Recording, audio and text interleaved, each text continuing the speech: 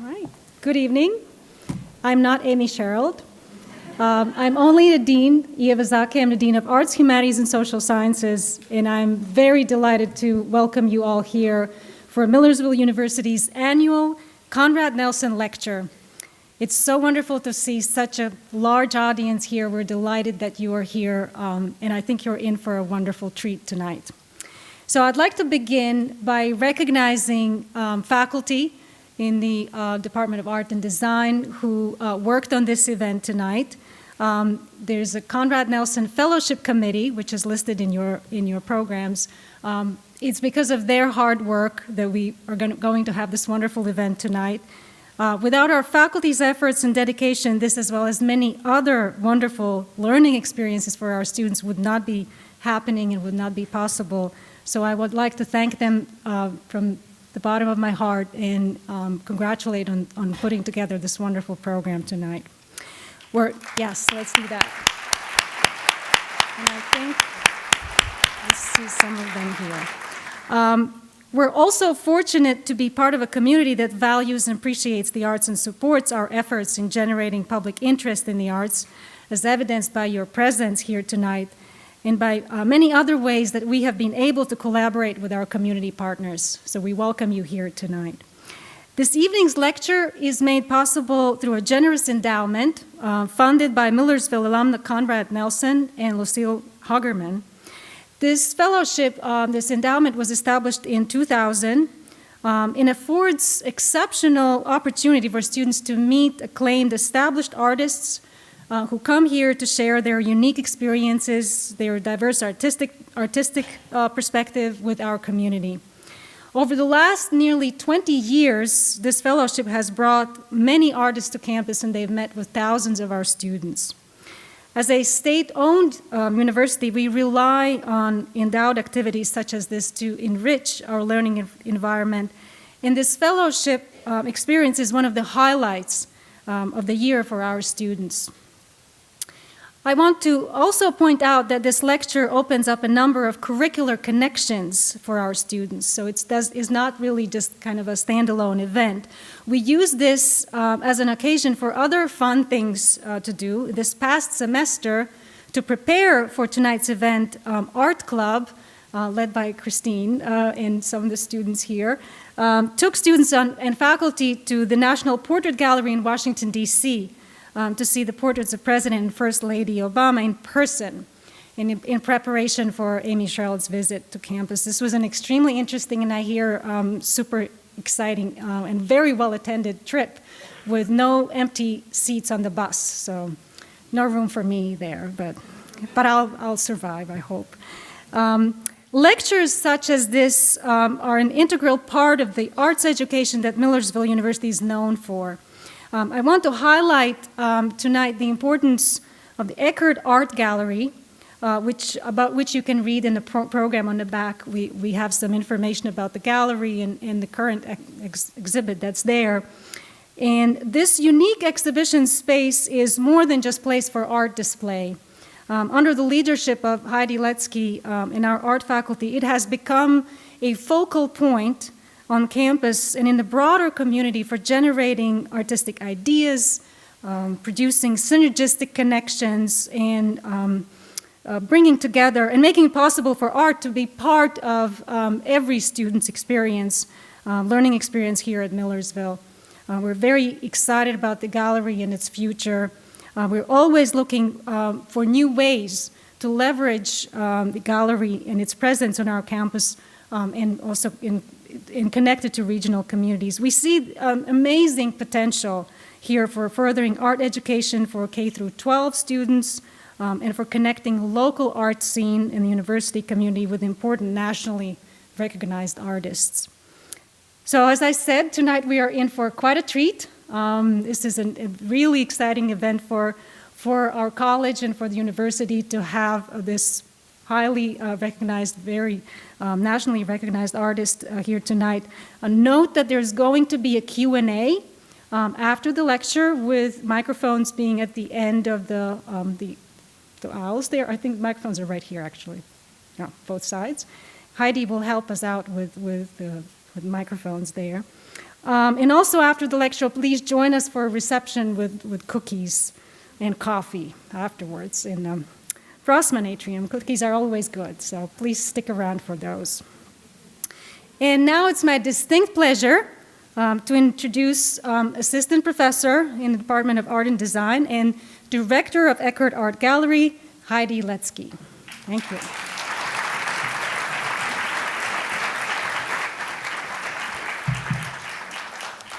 Good evening. I'm so excited to be here with all of you tonight and to introduce tonight's special guest speaker, Amy Sherald. Amy is really known for her large-scale, imaginative, and otherworldly portraits of African Americans. She's made her mark on the contemporary art world through her ability to ask meaningful questions about personal and cultural identity. One of the ways she does this is by painting the skin of the people in her portraits in a range of tonal grays. This formal consideration of color has become a real hallmark of Sherald's paintings, and in her words, it's a way to challenge the concept of color as race. She was born in 1973 in Columbus, Georgia, and is now based in Baltimore, Maryland. She earned her Master's of Fine Art degree from the Maryland Institute College of Art in 2004. Her work has been exhibited widely, including solo exhibitions at the Contemporary Art Museum in St. Louis, Missouri, Crystal Bridges Museum of Art in Arkansas, Monique Meloche Gallery in Chicago and New York City, and she has a current solo show on display right now if you get to Atlanta, Georgia at the Spelman College Museum of Fine Art. I know that several of you in the audience are fans and have been following Amy's work since you maybe saw it in 2011 when there was an exhibition of her work at Pennsylvania College of Art and Design that I had the opportunity to work with her on. So since that time, she has become the first woman and the first African American ever to receive first prize in the 2016 Outwin Boochever Portrait Competition from the National Portrait Gallery in Washington, D.C. And in February 2018, just a year ago, last week, the same museum unveiled her portrait of former First Lady Michelle Obama. That occasion really catapulted Amy and her work to the national stage and the international stage. And in that same year, she also received the David C. Driscoll Prize from the High Museum of Art in Atlanta, Georgia, the Pollock-Krasner Foundation's Pollock Prize for Creativity. Her paintings are in numerous public and private collections, including the National Museum of Women in the Arts in Washington, D.C., the Kemper Museum of Contemporary Art in Kansas City, Missouri, the Smithsonian National Museum of African American History and Culture, and the Smithsonian National Portrait Gallery, and more.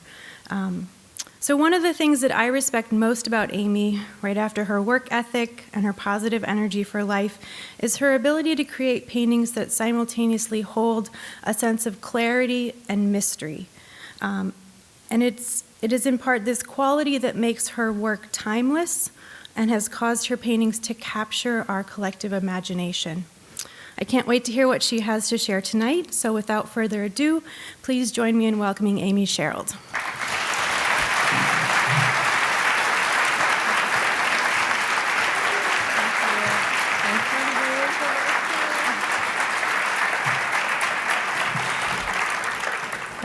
Hey, beautiful people, how are you?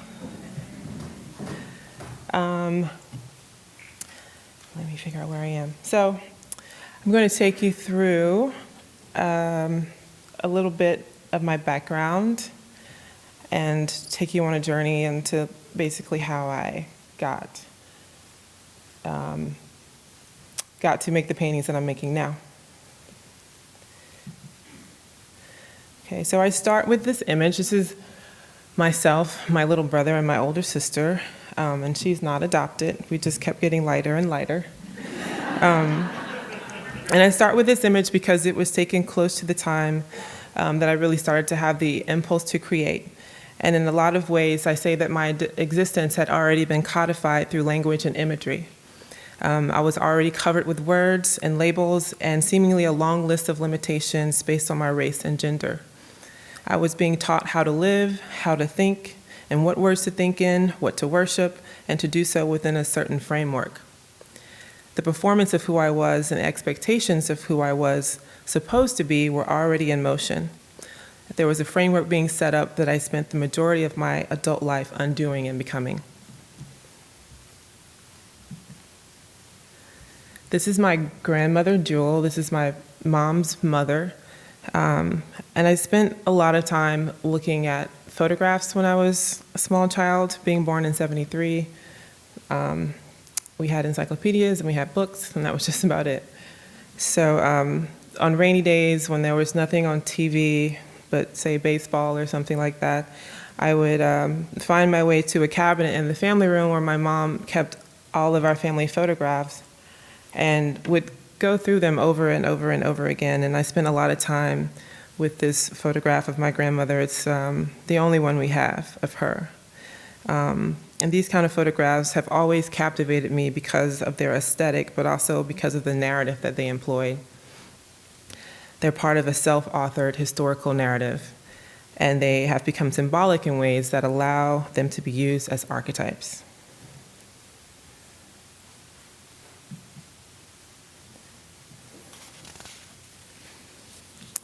So this is pretty much the kind of art that I was able to look at growing up. So thumbing through encyclopedias, this is what I would come across. And so for me, this is what painting was. It was what art was. And I didn't pay much attention to the composition itself when I looked at these kinds of paintings, but as to how well everything was rendered, the fingers, the faces, etc., in the painting.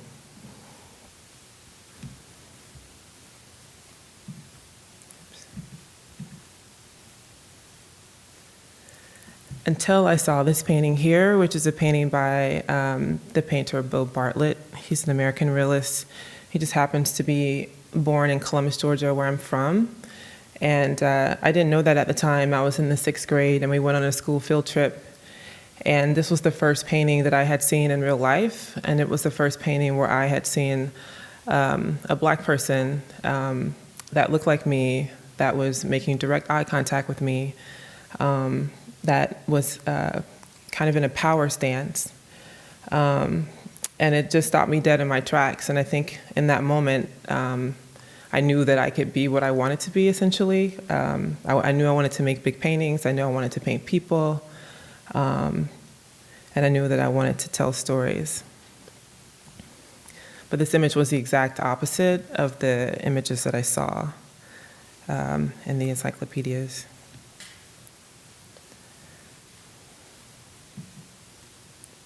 So this is kind of the beginning. I'm skipping through college because it's just too embarrassing to look at now. But this is, and actually grad school too. I'm not showing those either. So this is the beginning, kind of. This is actually a painting that I started in the way that I was working previously, which if you look up and you see those 3 floating figures behind the main figure,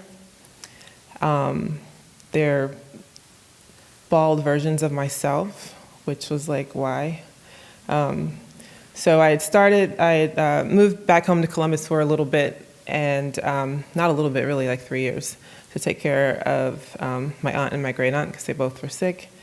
And so coming back to Baltimore after finishing that, I was trying to figure out what kind of work I wanted to make, and I knew that the work that I was producing in grad school wasn't sophisticated enough to get me to where I needed to go.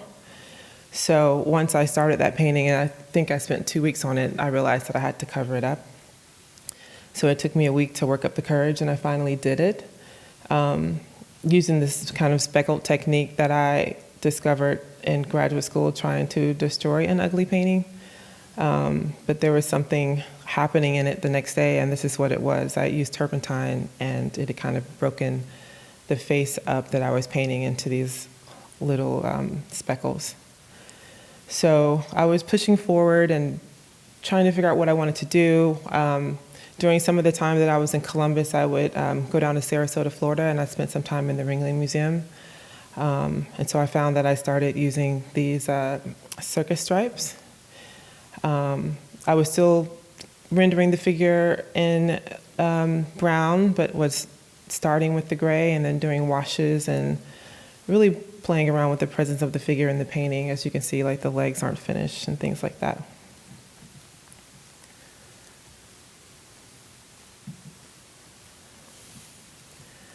So this is when I began thinking about cinema. So in the process of discovering, I spent a year trying to figure out what I wanted to do. So I wasn't making much work, but I was actually learning how to sail, which gave me the self-esteem that I needed to push through the year because I wasn't making anything. So this movie is the movie Big Fish. I had gone to the library to start looking for narratives that were extricated from the dominant historical narrative, and I really couldn't find anything. This was after I had gone to see Carol Walker's exhibition that was at the Whitney Museum in 2008. It was a retrospective, and was really thinking about her presentation of Blackness and then relating it to my own contemporary experience, and then looking around and seeing what my contemporaries were making, and I saw that there was a gap in the conversation when it came to representation of Blackness within the American art canon of just, I like to say, like, just being Black, like, so no contention, we're just there in a beautiful painting being our beautiful selves. And so this movie was really the inspiration for that, because in this movie, there was a father who had, this crazy, ridiculous life, and he was telling his son all these stories about these different characters that he met throughout his life, and his son thought he was lying, and he was becoming more and more angry because he felt like his father wasn't telling him the truth, and he wanted to really get to know who he was before he passed. And it turns out that this was at his father's funeral, that all these characters were real. And so that's what really got me thinking about the ideas of making these archetypes that are more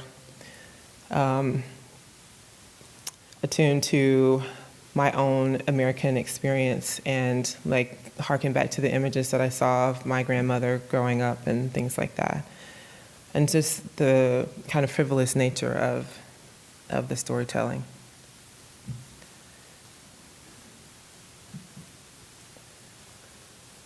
So it took me here. This is one of the first paintings that I committed to the grayscale, and I was still trying to figure out, again, how I wanted to proceed. On the left is my friend Valeska, and she made this costume for a performance piece that she was doing on the environment, and I decided to use it for my painting.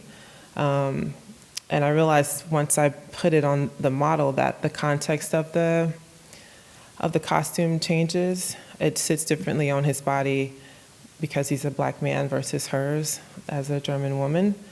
And the circus stripes are there. It was kind of an undercurrent theme for a few paintings. And this is really when I began to think about performance as identity.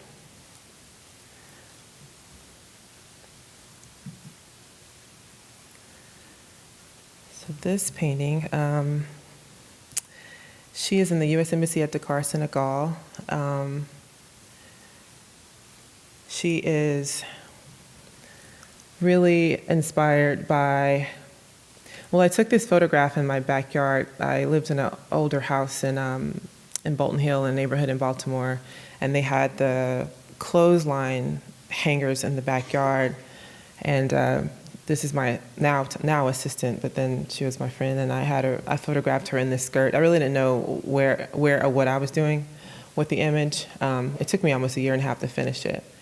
But I was really also inspired by quilts back then, and so I made the patchwork quilt on her skirt.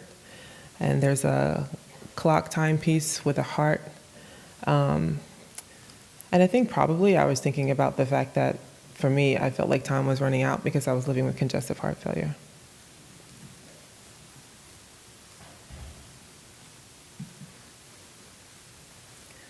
This is Light is Easy to Love.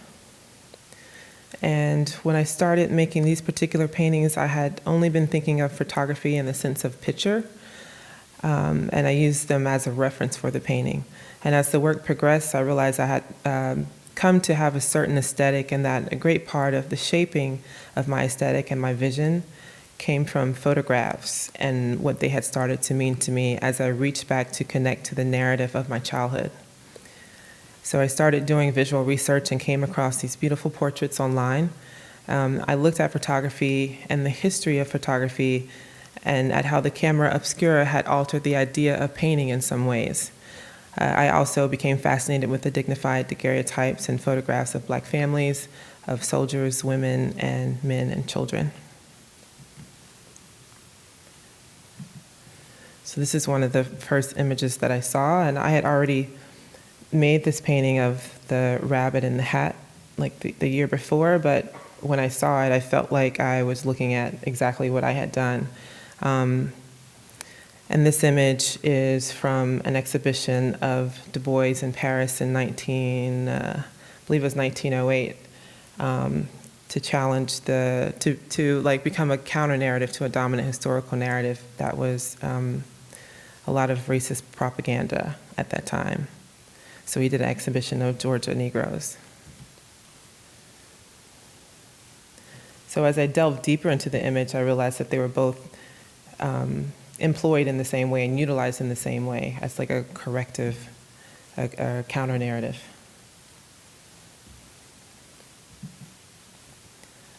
And I came across Frederick Douglass, and he used his image in the same way. Both Douglass and Du Bois took advantage of the invention of the camera and employed it specifically to change the way that Black people were seen. So he engaged in the politics of representation through photographic images, and his images were more than just vanity sittings. He was photographed 160 times, and he considered photography a crucial aid in the quest to end slavery and to achieve civil rights. He created a visual legacy with Daguerre's invention, known to us as the daguerreotype, so that the humblest servant girl, and this is in quotes, the humblest servant girl may now possess a picture of herself such as the wealth of kings could not purchase 50 years ago.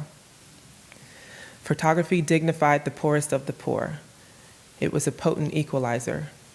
He went so far as to say the moral and social influence of pictures was more important in shaping national culture than the making of its laws.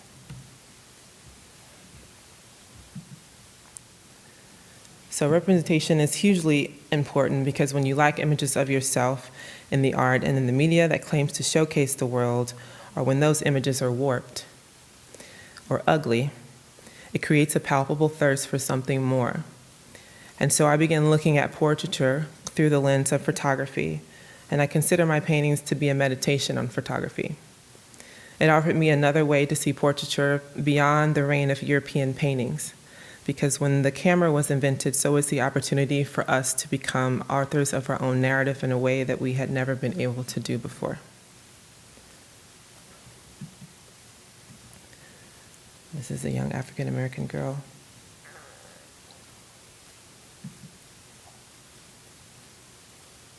So there's a marriage between creativity and history.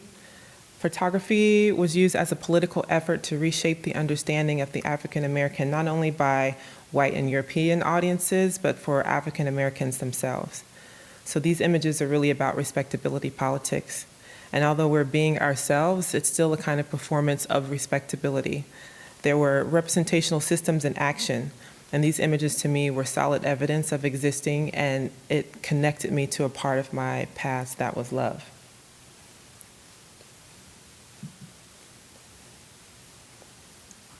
So these images document Black life in the same vein that traditional portrait paintings of white aristocracy serve to trace social and cultural histories. Absent from those orthodox lineages, Black families and individuals exercise photography as an organic, immediate means of attaining personal and ultimately political agency. So I began to research images and find and compare them. I use these for a talk that I did at MoMA on the expansion of photography, and so I was thinking about photography as painting.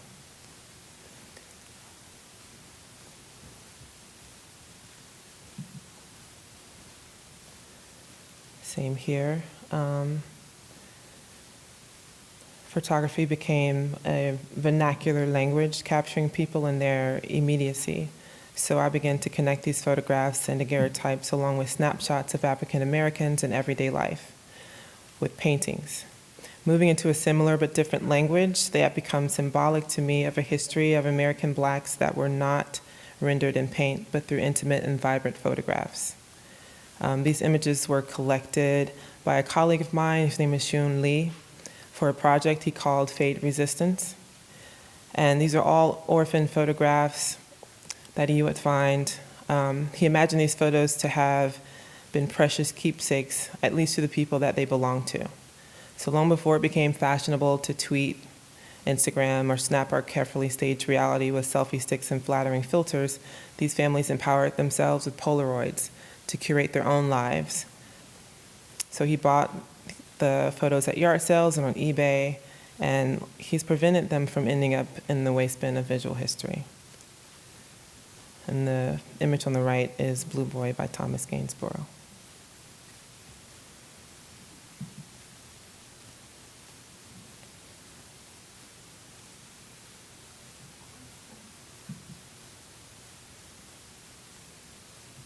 So these photographs, for me, started to become a way of reclaiming time. So that takes us to Well Prepared and Maladjusted. This is, I would say, is one of my seminal pieces because it's really when I don't know, I did this painting and then I just really, truly deep down inside understood what it was that I was doing. All the doubt left me and I knew that I really had something there. It's kind of autobiographical in the sense of the title.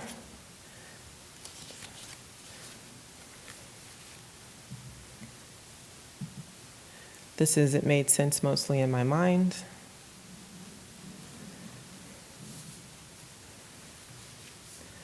And I wasn't thinking about this when I made the painting, but now that I see it, I think about when I was like 12, 13, 14, I went to an equestrian camp where I was learning jump and hunt. And I went there with my best friend, Courtney Jensen, and we would go every summer, and we would room in the same little tree house, and there was like 3 cots to a tree house. And so we had gotten there first, and we were unpacking our bags, and this little, she was a little younger than us, but some girl came in, and she put her stuff down, and she was unpacking, and she was like, my parents were really worried that I was going to have to room with a nigger. Like, I'm so relieved that I don't have to. Because she had never seen Black people that looked like me, so she didn't know I was Black the whole time. So she spent 2 months with me, and she had no idea.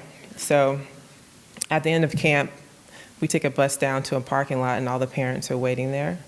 And I made sure that I hugged her in front of her parents. Because her parents knew. And this is, they call me Redbone, but I'd rather be Strawberry Shortcake.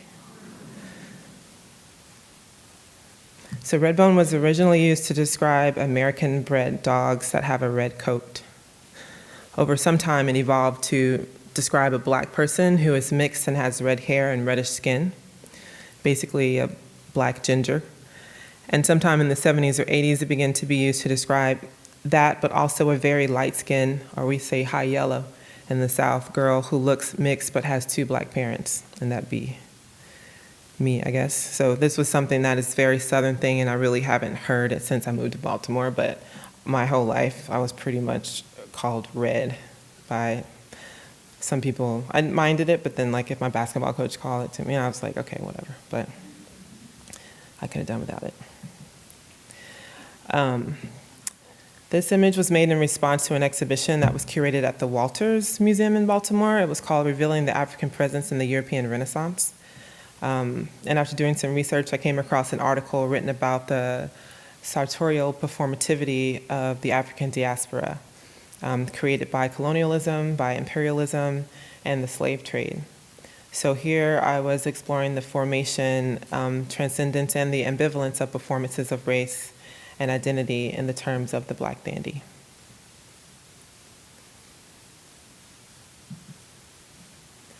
And this is Miss Everything.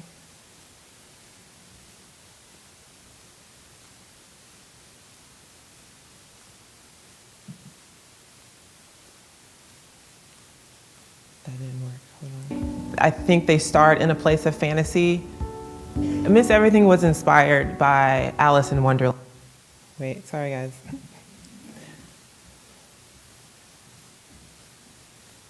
How do I get the arrow over there to press play?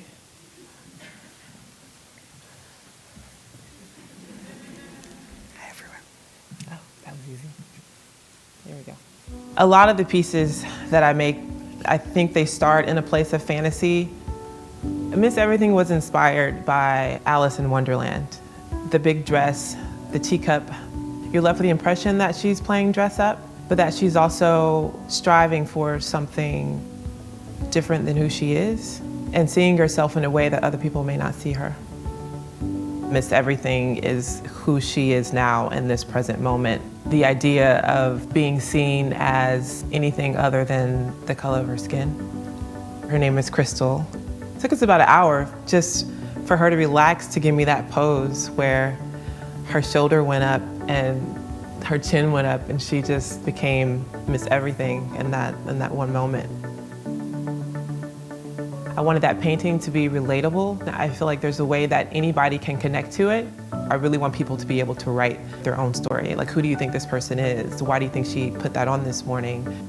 I want to lay the image there and just let it be and see how it develops as people interact with the image.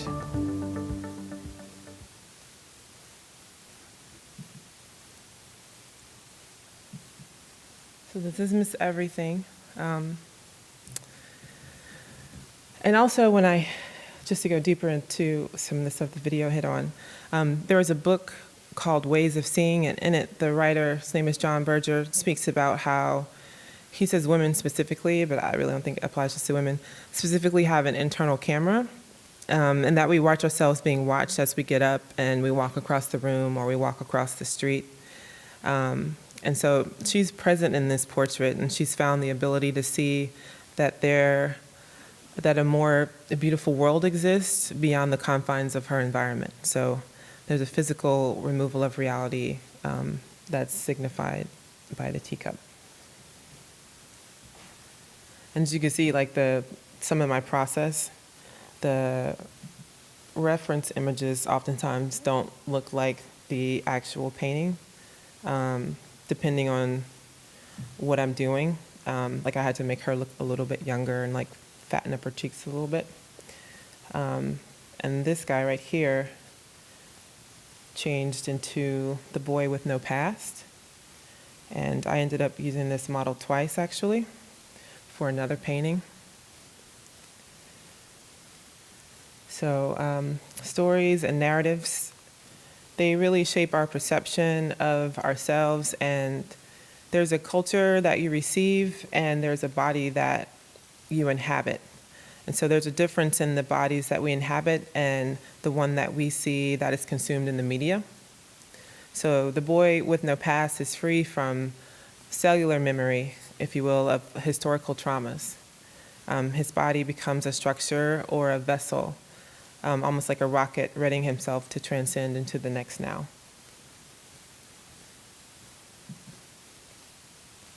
This is Innocent You, Innocent Me. So my images they're simple, but they exert a pressure for interpretation because they're made in response to the world that I was given. And when it comes to Black masculinity, it's impossible to define it without addressing the trappings and the stereotypes that are attributed to the portrayals of Black men in our society. And that perception controls their reality in a really big way.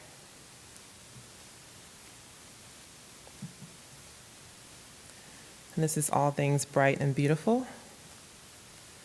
She's one of my favorite models. I normally don't refer to them by their names because by the time the painting is finished, they really don't exist as themselves. They're more like an archetype, but her name was Morgan, and I met her in the park. I was walking my dog, August Wilson, and she came up to me. Yeah, he's a playwright. She came up to me and she's like, "Can I play with your dog?" And I was like, "Yeah, sure." And so we started talking, and I was like, "So what's your favorite subject in school?" She's like, "I really like math." And she said, "I love to read, but I don't know what else they can teach me because I read at a college level." So I was like, "What, girl?" So I went to go find her mom, who was watching her son play football, her brother, and just, asked her about photographing her and everything. And I was like, "So Morgan said she reads at a college level?" And she's like, "She's in the 3rd grade and she goes to 6th grade reading." But she had all the confidence I ever wanted to have in my whole life at 10.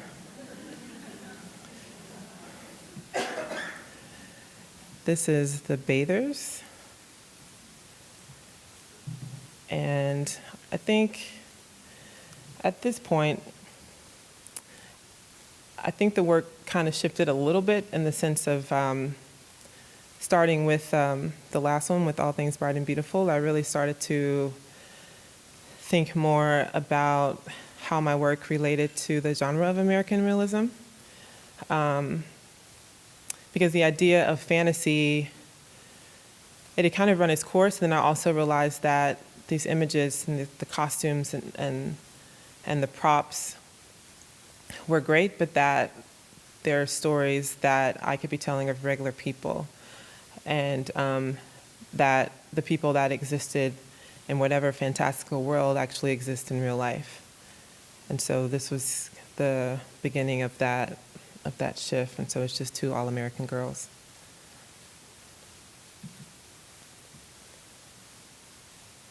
And this is just mother and baby, because every artist that's a painter has to do one.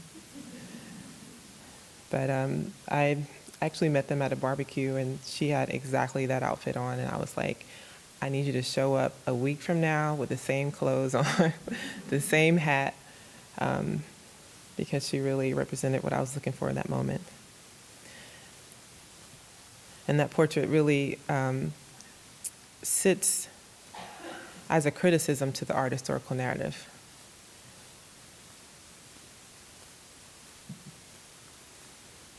This is Pilgrimage of the Chameleon.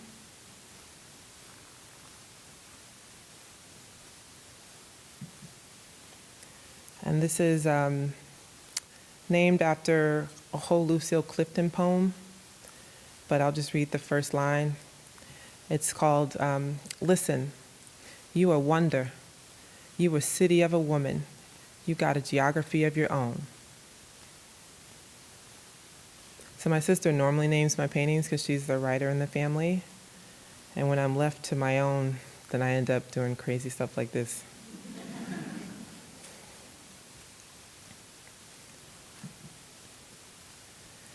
This is what's precious inside of him doesn't care to be known in the minds of those that diminish its presence. All American. And this painting was made kind of in a form of protest. I think portraiture is capable of communicating something different than just the characteristics of the sitter. It can communicate beyond the surface. And so this painting was my way of pushing through the complicated feelings of being Black and being American. And it reminds me of a story when I lived in Norway and George Bush was in office. I was there studying with a painter. And people weren't too keen on us at that point. So one of the guys, I was there with 3 Americans, one person from China, one person from Scotland. So one of the American guys brought a baseball, and we were living on a farm, so there was just stuff to do and then not stuff to do. And sometimes when he wasn't painting, we would just hang out. And so they started throwing the baseball back and forth. And one of the guys that worked for Odd was like, ugh, just so disgusted by it because it's just so American. And in that moment, I was like, "You're talking to me too." And I felt like for me, that was the first time somebody had looked at me as my nationality and not just as my race. Because for me, that's always been my most salient feature. It's like I've really never had to think about gender, really everything. I guess because I was raised in the South, everything was black and white. And so where I'm from, the flag represents, when I would see the flag growing up, it was always partnered with the Confederate flag, and the people who had the American flag weren't people that were friendly, and their sense of patriotism was very different than mine. So it always represented racism, and I never really took ownership of it in that way. It was always something that was set apart and not for me, because it meant something completely different for me. This is Try On Dreams Until I Find the One That Fits Me. They all fit me.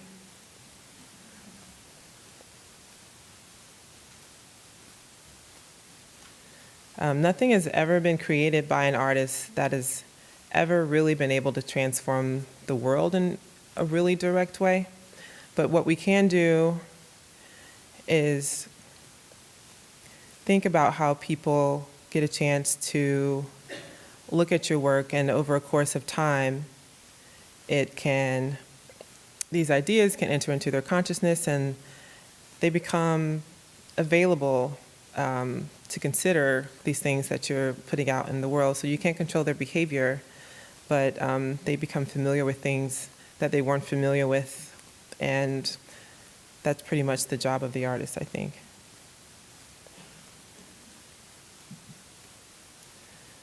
This is what's different about Alice, is that she has the most decisive way of telling the truth.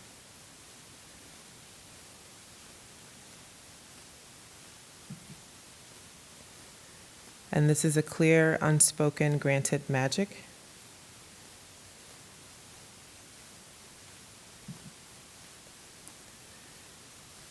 This is all the unforgotten bliss. And then parenthetically, it's the early bird gets the worm.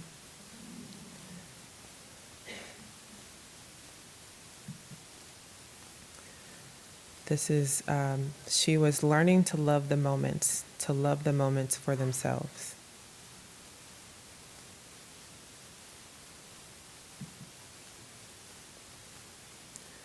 And this is Lesson of the Falling Leaves.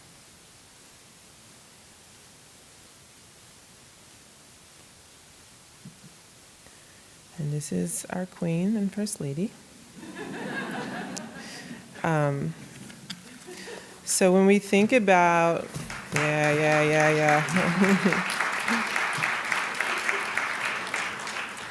she thanks you too. When we think about a presidential portrait and First Lady portraits, they're already imbued with dignity from the outset. And it's a vocabulary that's been fixed, but this portrait holds a different kind of symbolism and therefore transcends beyond the personality of our former First Lady Queen. She sits as an archetype. And there's something that, actually a friend of hers, her name is Elizabeth Alexander. She was a poet laureate while Barack was in office. And so she writes in a book called The Black Interior. And her words are describing the Black Interior. And the name of the book is also Black Interior. She says, African American people are seen, imagined, and known through sociological and fantasy discourses. But the troves of our culture offer enlightening angles of vision. The artist can offer deeply informed imaginings that offers one of the only routes we may have to imagine a past whose records have not been kept precious. Tapping into the Black imaginary helps us envision what we are not meant to envision. Complex Black selves, real and enactable Black power, rampant and unfetishized Black beauty.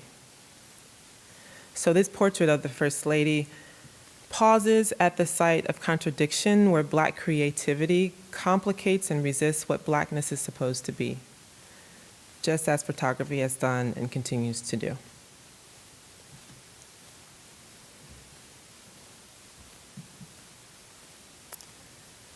And this is really hard for me not to name it Lemonade, but I didn't. It's like just couldn't do it, too cliche. She always believed the good in those she loved.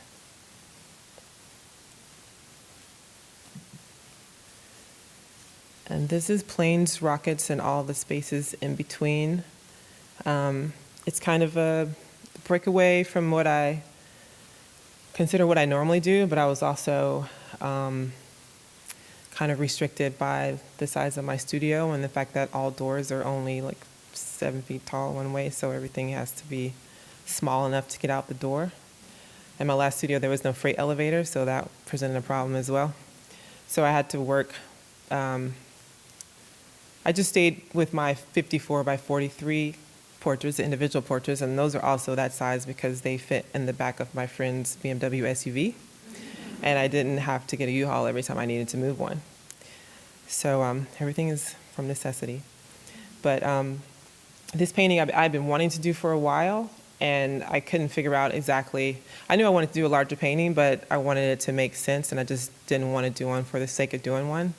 So I met these two young ladies together as I was visiting a Baltimore school and speaking to the principal about raising money to send the whole school to see the movie Black Panther. And as soon as I saw them, I knew that they were perfect for this painting. And it was a little uncomfortable doing it because I was making it for a show. I had a deadline, so it was like if it didn't work out, and I was like kind of screwing myself, but I wanted to do it anyway. But I think it still feels the same way that the individual portraits feel. It still has the same, it's still very quiet. The low horizon line with the blue up top still gives me the same feel of kind of nowhere. It still feels like nowhere. I don't like to place my people exactly in places which gives the viewer some kind of context to like assert on them. So this still feels like a magical, special place, and you feel like you're witnessing something special. And somebody said it's painted in a way that they felt like if they walked into the painting that they would also turn gray too.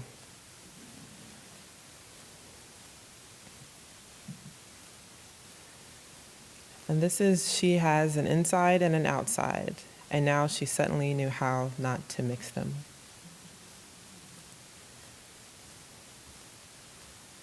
And I think that's it, guys. I think we're going to do questions now.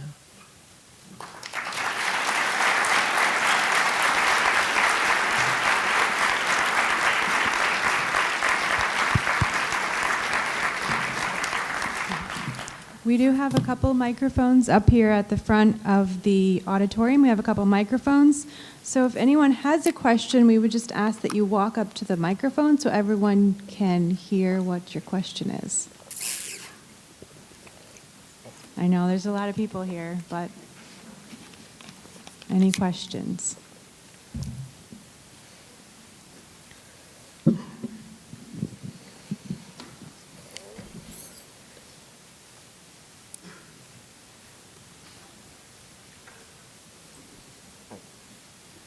I'm short. Hi, Amy. Hey. My name is Jenny, and I'm really interested to hear more about the patterns that you choose. Especially, I had read somewhere about the pattern on Michelle Obama's dress, but also the other patterns you use for the clothing. Yeah. I don't make them up. I normally just find them. Like these pants were a pair of pants that I found in a secondhand store and just like hung onto them until I could figure out how to use them, and I had them for about 3 years. But, you know, for Michelle's dress, I mean, we went through like 11 dresses before we figured out which one we wanted, but that one resonated the most for me, and it resonated with her as well, probably for different reasons, because I was looking at it as a painting, but I think it was just something that she felt beautiful in. But I wanted the painting to, I wanted the dress to just have more than just flowers on it. So like these flowers are pretty, but they're just flowers. I wanted to be able to somehow ground her in her own history. And so when I saw those patterns, it just made me think of the G-spin quilters and that kind of Southern heritage and tradition. And it was a way to do what I wanted to do without it being so obvious. And so it just worked out that they were geometrical shapes. I think Michelle, who designed the dress, I think it was like, she called it a nautical pattern or something like that.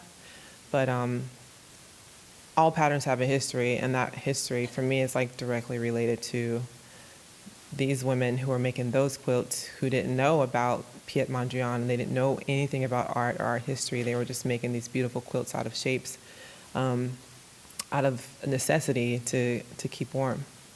So that's why I chose that dress and made sure that I expressed what the patterns were supposed to represent.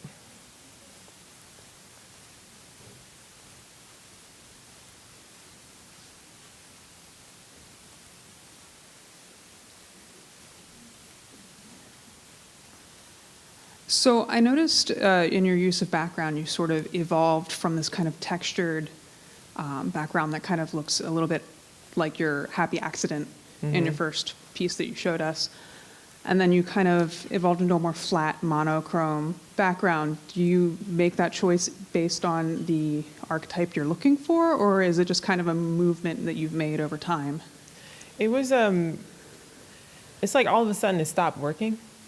Like I've been doing it, and I had given myself these rules that like, this is the kind of work I make, this is how my backgrounds are. And then I had a painting that had a really complicated pattern on it, and it was just too much. And so like I froze for like a week. I didn't know what to do, because in my mind, like I can't break this rule that I gave myself. So I ended up making it a flat blue background, and it worked, and I lived, and like nothing fell apart. You know, it's like the world's gonna change. But you know, I had to get permission from somebody else to do it, so I called my mentor. But it just stopped working for some reason. I still don't understand why, but inside it just didn't feel right anymore, and so I just had to move on.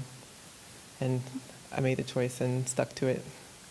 So who knows what's gonna happen next? I don't know.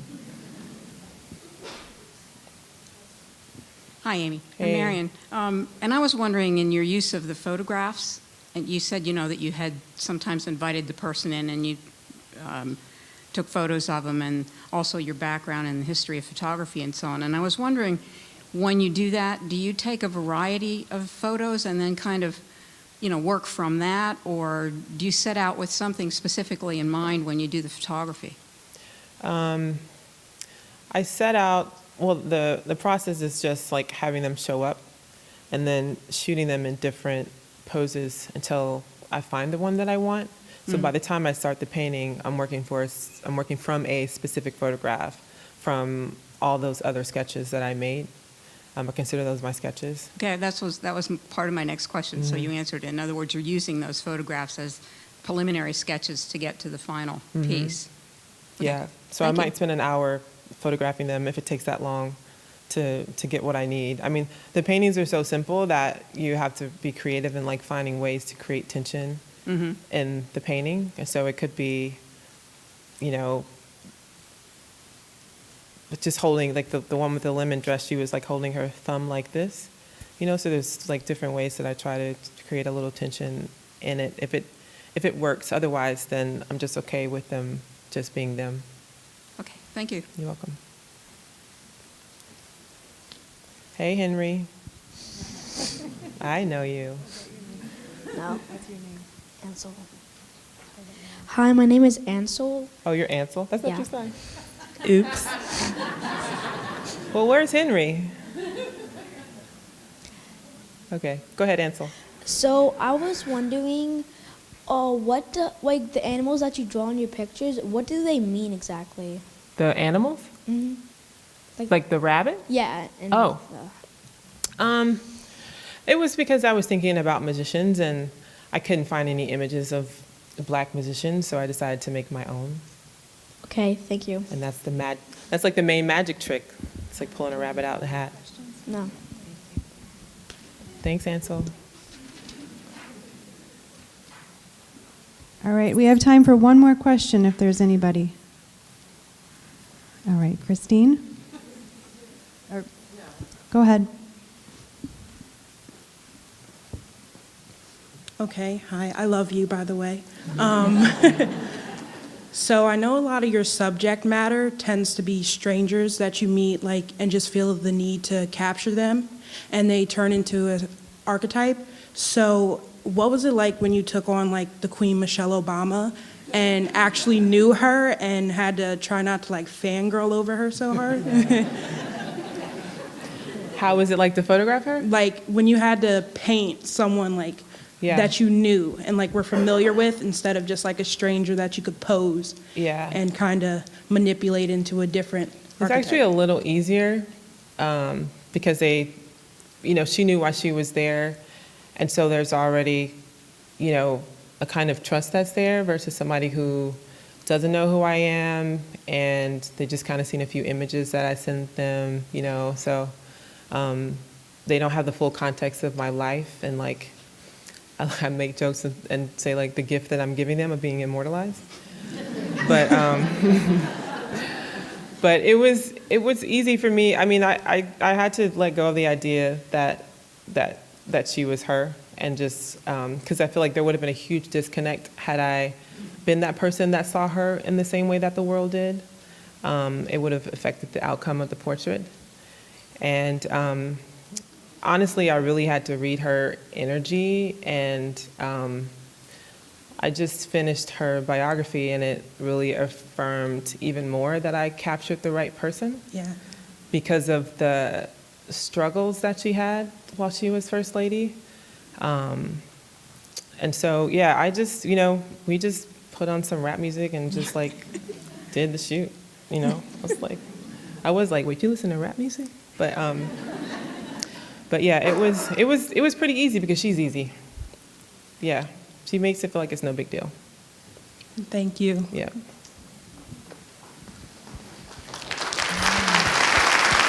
Thank you.